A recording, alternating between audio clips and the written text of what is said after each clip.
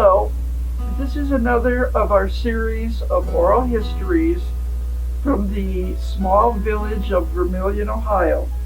Today is June 28th, 2020, and our guest is Katie Baker Rootner, and she will be talking about what she remembers about Old Vermilion. Katie, would you tell us your full name? It's Catherine Pearl. No, it was Baker, my maiden name. And then I was a Jones, and then I was a Rootner. Okay, well, good enough.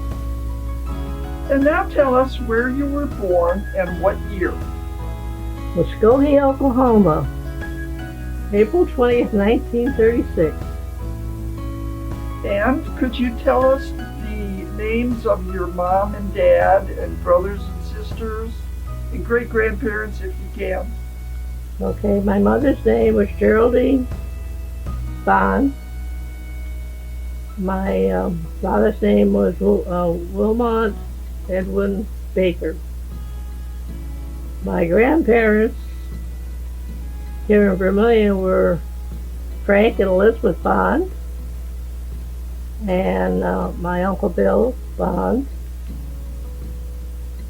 My father's parents lived in Amherst. Their names was, I can't remember her Blanche and Charles Baker.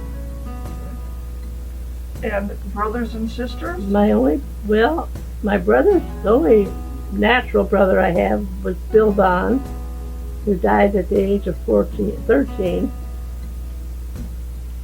And then I have a foster brother named Skip Laredo that my mother fostered children for years, and he was brought to us when he was only 10 days old, and we were still in communication now, still to this day. That's a good long time.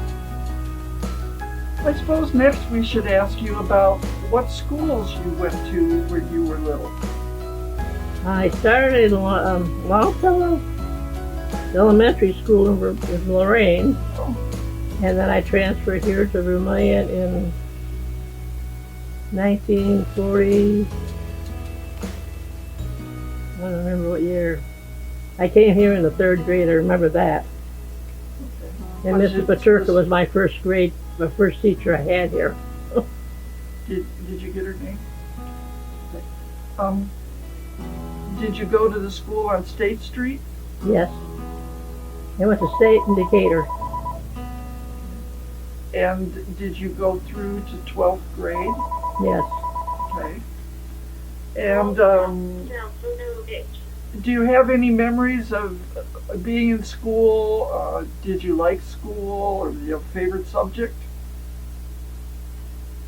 I didn't mind going to school. I had fun. I had friends and stuff. My favorite teacher was Mary Chadwick. And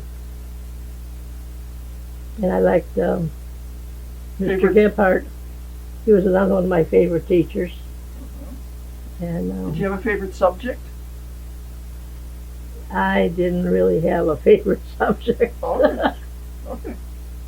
Well, going right along, you did say that your first job was at the Vermilion News. Yeah, Vermilion News. Okay. And what did you do there? I was a line type operator. I got it right after I graduated from high school in 1954. Well, how did you learn how to run the linotype? I don't know, I think who actually taught me or not. It was Nancy Emery, Rich's sister, or now and then Bill Tarrant, the owner. So it wasn't anything you learned in school? Actually, I didn't learn anything in school. I learned everything on the job. Okay. And it was a fascinating job, I'll tell you. Well, any memories? What did you especially like about working there? It was kind of relaxing. It was, I don't know. I enjoyed it. To this day, I dream about a lot now and then of doing the printing and stuff and learning how it worked. And when I first started there, I was a skinny little thing, and so they called these magazines that they used to put on top of the linotype and Bill here, Junior, I guess you may say. He was always put them up for me, and I never carried the lead boxes downstairs to the melting pot.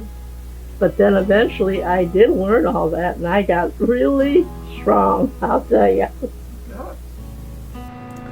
Well, that's all for this week, folks. I will continue this next week, so stay tuned. It's just a little much for me to do all this editing right now. So stay tuned, and I'll see you again with this next week.